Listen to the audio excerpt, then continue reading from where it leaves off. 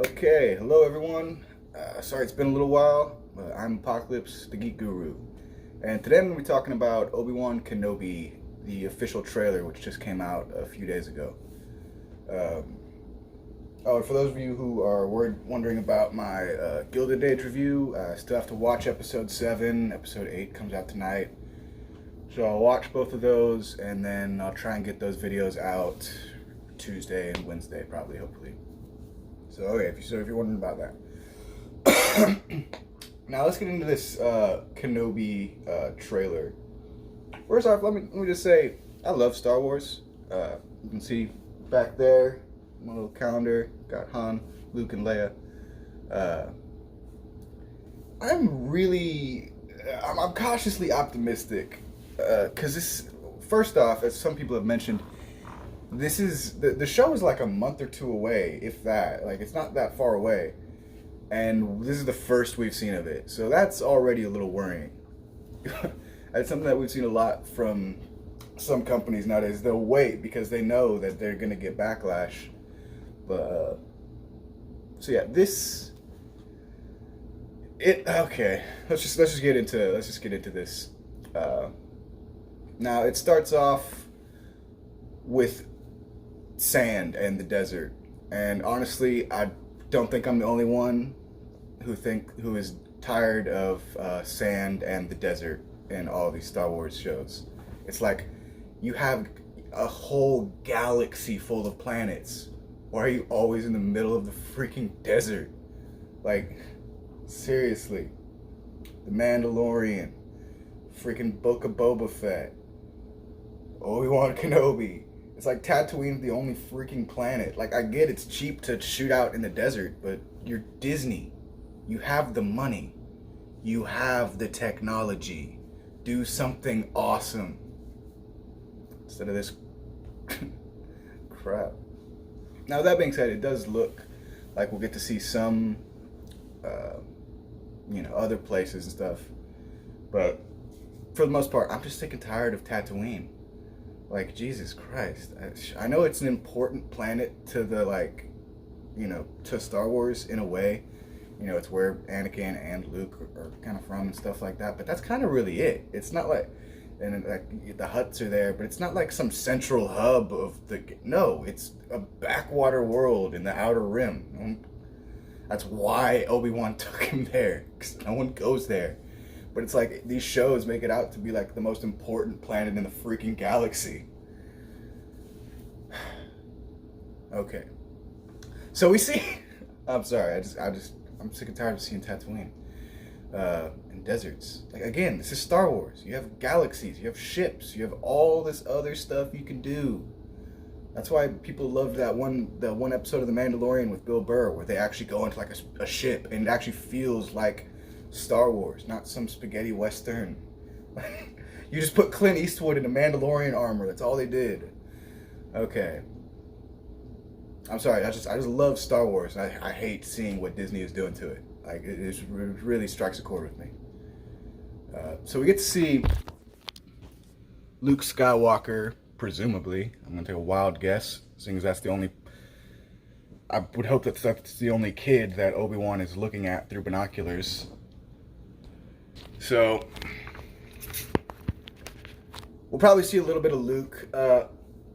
They have, and a lot of you might be wondering, like, there's nothing about Obi-Wan in that time, you know? It's between the 3rd movie and the 4th movie. Well, they did have a lot of books and stuff, or at least one that I know of that I read and have somewhere. Hold on. Okay, so I didn't find the Obi-Wan Kenobi book. But I did find this neck pillow, my old Corona hat, which I was looking for, some Captain Underpants books, which I was looking for, and the Darth Vader book, which is by like the same author and is like the same thing. It's called The Rise and Fall of Darth Vader. You guys buy? By Ryder Wyndham. And what is it? The Obi-Wan Kenobi book. I believe it's called The Life and Legend of Obi-Wan Kenobi. And this goes through, like, this book specifically goes through, like, his entire life.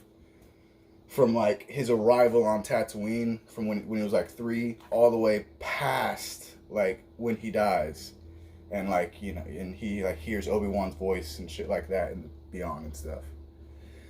Same thing with the Obi-Wan Kenobi book. It goes over his whole life, even goes into past his death, into him talking to Luke and stuff. So yeah, they have now. Of course, as a lot of you might know, when Disney bought Star Wars, they were like, "Oh yeah, all those books, all those video games, like Force Unleashed and all that, yeah, they didn't happen," which is probably one of the single stupidest decisions they've ever made. Seriously, because and they're starting to slowly bring it back, like slowly, put little elements of Legends into this, but yeah, destroying all of those stories. So no. So there is a lot of possible stories that they could tell about Obi-Wan Kenobi. One that I really want to see that was in the book is a fight between him and Asherad Het. Now, Asherad Het was a former Jedi, just like Obi-Wan Kenobi. Well, and after the Jedi, but he was a Tusken Raider. He was like the only Tusken Raider Jedi. And so after the Jedi Purge, he makes it back to Tatooine, and obviously he, it's like they find the where Anakin killed all the Tuskens. So he starts going around. So Asherad Het starts going around and just basically attacking settlements and stuff. And he gets really close to attacking, Luke and Owen and Bru Lars's house. So Obi-Wan has to go out and stop him, and he fights. They have like lightsaber fight and stuff. It's a really cool story about a really interesting character, Asherad Het. But they'd have to do like flashbacks and show him and stuff. So I don't think they're gonna take the time to do that. Because like I said, they already, in the book they establish him early on. He's even in the Anakin one for a little bit. Because, when Anakin's a little Padawan in the Jedi Temple, he sees the Tusken Raider, and he's like, oh, shit. And he starts asking him a bunch of questions and stuff. But, yeah, anyway. So, there's a lot of stuff that they could do, but it seems like they're going to do their own original story, which is fine. So, anyway. I just had to get that out of the way because I love that story. Like, there's a couple of good stories that they could tell with Obi-Wan on Tatooine. Because on Tatooine is where he's supposed to do his Jedi training with Qui-Gon Jinn. Qui-Gon's spirit comes and talks to him and stuff, and a little bit, and he gets sort of training in how to become a Force ghost. So there's a lot of interesting things that they could do, but it seems like they're going to be telling the story of the Inquisitors. Mostly, it feels like it's mostly going to be about the Inquisitors hunting down Jedi, which, if they wanted to do that, they could have just done that, and the reason that they didn't, the reason why it's Kenobi being chased but mainly about the Inquisitors, is because not a whole lot of people know about the Inquisitors. They were introduced in Disney XD's Star Wars Rebels show, which I watched. It was okay. Had some good parts. That's another thing they could show, is the fight between Darth Maul and Obi-Wan Kenobi. That is canon, because that was shown in Star Wars Rebels, but they'd have to, I don't know the timeline, because that's kind of not far ahead, but it could be in the same time. So that would be really cool to do that fight justice, because in the show it only lasts 4 seconds. Their fight is 4 seconds. It was bullshit, because I was watching the show week to week at that time, and they'd been building this fight up for forever, for weeks, showing the standoff between Obi-Wan Kenobi and Darth Maul on the sands of Tatooine. And then it was you get there and it's like, oh, he's dead. He had a great death scene, though. Darth Maul had a great, really poignant, death scene. But anyway, so that is something they could show, but then they have to show Ezra Miller in... is it Ezra? Not Ezra Miller. What? I think it's just Ezra. Yeah, his name's just Ezra. He's the main character in Star Wars Rebels. And he does kind of actually look like Ezra Miller, but Ezra Miller's, too old, probably, to play him. And I wouldn't care for that either. But anyway, Okay, so for those of you who don't know, this video's gonna be a lot longer than it needs to be, but I have to explain shit for people that don't understand or don't know, like, who the Inquisitors are. The Inquisitors are all, we're pretty much all, I think, former Jedi who've been taken in by the Empire and trained as, they're not actually Sith. I'm pretty sure, like, they're not Sith. But they're dark Jedi who are sent to hunt down other Jedi. Now, which actually, they changed that. It used to be, like, they've changed that to that. It used to be that whenever they find a Jedi, they would send Vader. Like, Vader was the one to do that. But when they did Rebels, they couldn't have Vader going after the main characters because he would demolish them. He's Vader. He's the greatest Jedi killer of all time, you know? So they had to have sort of mini bosses for him to fight against. So they came up with the Inquisitors. Now, here's the thing. This is supposed to be the Grand Inquisitor. And he was shown in Star Wars Rebels a lot. He was like the main sort of antagonist for the first season, I think. And he was a powerful Force user. This is what I mean when they have to say, when they have to put like a mini boss. They can't just send in Vader. Like, they had to change it up for that show. And it really does add, like, I feel like the Inquisitors really do add a bit more to it. You know, because it's like, it wouldn't really make sense to just send out Vader every time. Oh, we got a Jedi, Vader, go take him out. You know, because they'd be getting tons of reports, and he couldn't go around and investigate all of them. So they send in the Inquisitors. The Inquisitors go around and investigate and stuff like that. And then if the Inquisitors get beat, first off, there's like 7 or 8 or 9 of them. I think there's 9. And I don't know if that's including the Grand Inquisitor though. But anyway, so they go and spread out, and if they keep getting beat, that's when it's like, okay, we need to send in the big guns. And Vader comes in, and nobody beats Vader. Like, just nobody. So the reason, I'm saying, the reason that they have Obi-Wan is like called Obi-Wan is because no one's gonna watch a show called Star Wars Inquisitors. You know, because no one knows who the Inquisitors are, because not a whole lot of people watch Rebels. I wouldn't really recommend it. If you're gonna watch it, just I don't know, because it's a lot more campy than, for instance, Star Wars: The Clone Wars.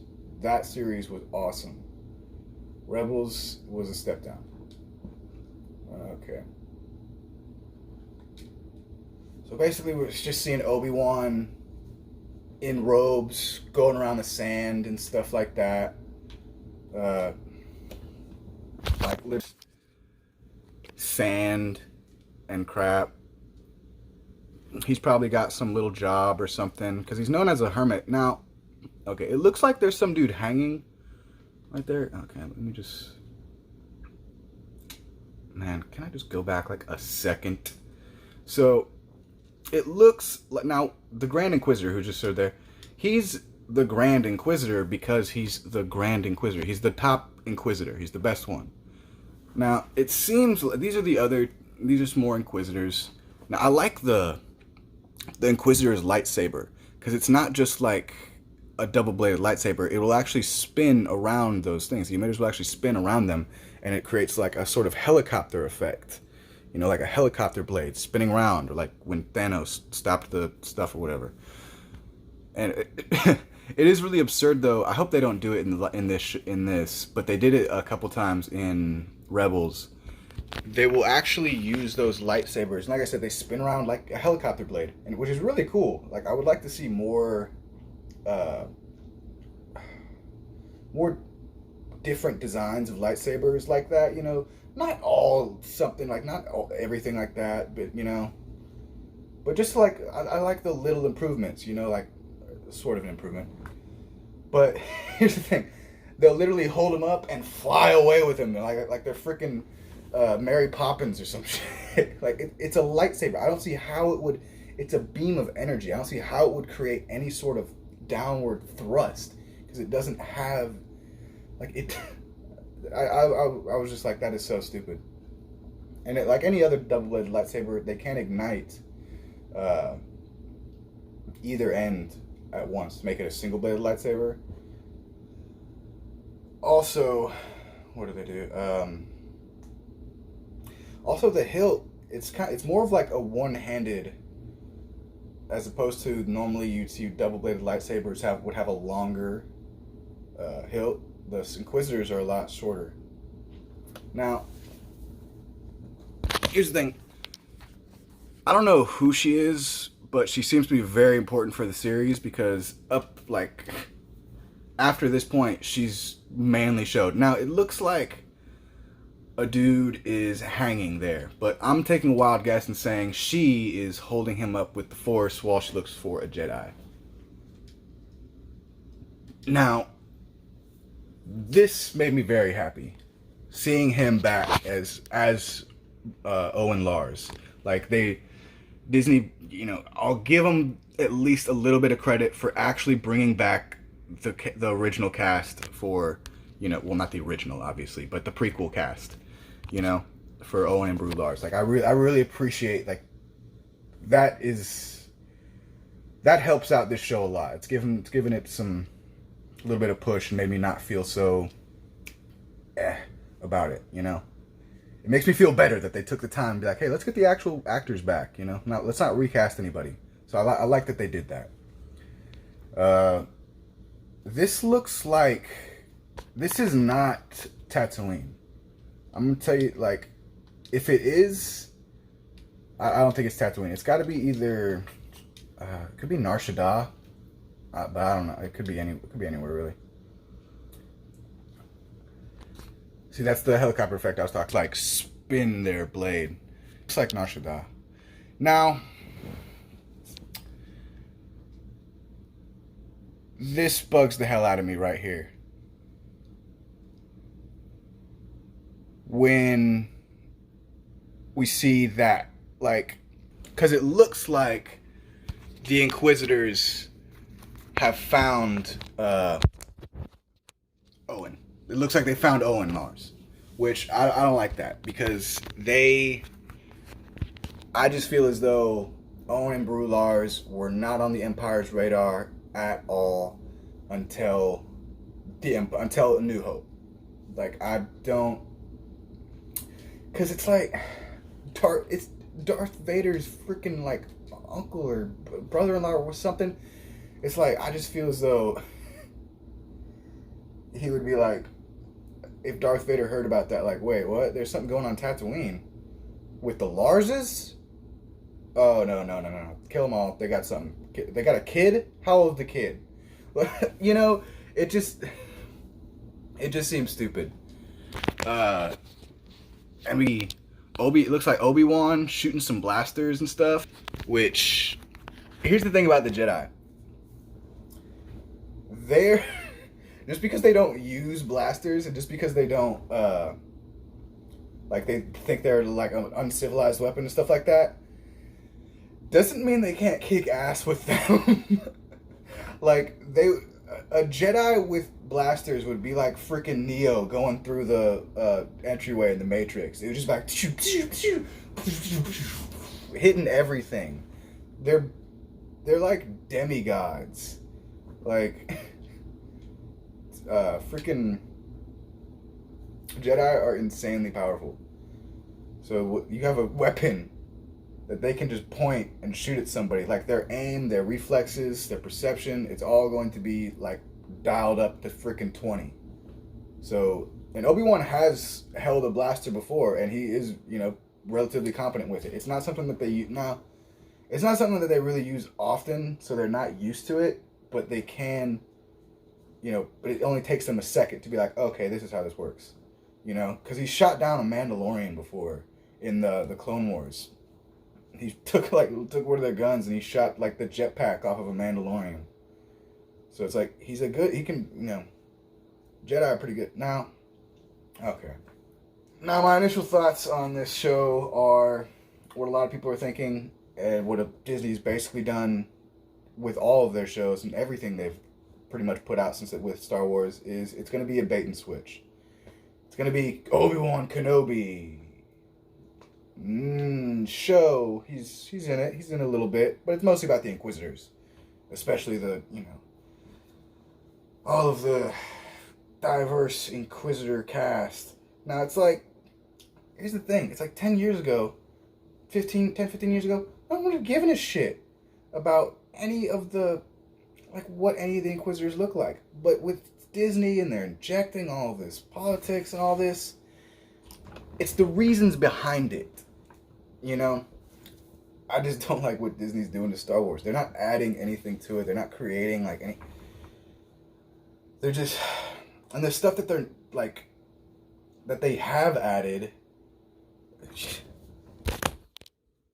sucks. Like, it freaking sucks. So I just can't see them breaking this trend of just putting out mediocre stuff. I mean, it's and again with the bait and switch. It's like Mandalorian. It was really all about Baby Yoda. The Book of Boba Fett. He didn't even read. Obi-Wan Kenobi. Oh, it's gonna be about the Inquisitors. What was the other one? Was there another one? It doesn't matter because they keep doing this shit, and I'm tired of it, and I'm sure a lot of other people are. So yeah, that's my thoughts on Kenobi. I'm cautiously optimistic. They have a lot of good stuff to work with, like I talked about with Asherad Het, which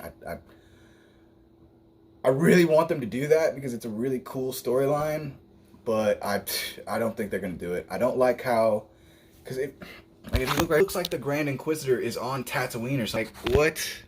The Inquisitor's on Tatooine fighting Obi-Wan Kenobi? Like, that just doesn't.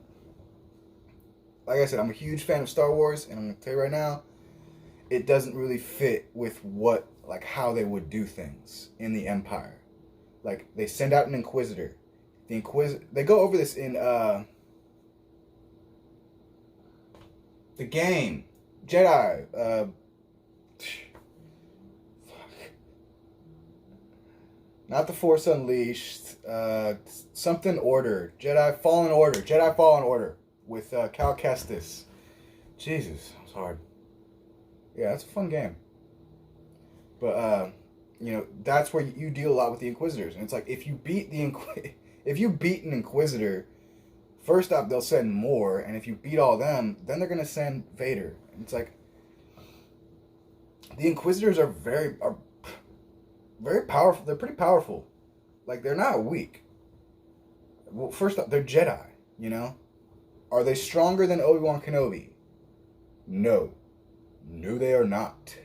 Because most of the Inquisitors are actually Padawans who were taken, or I think so.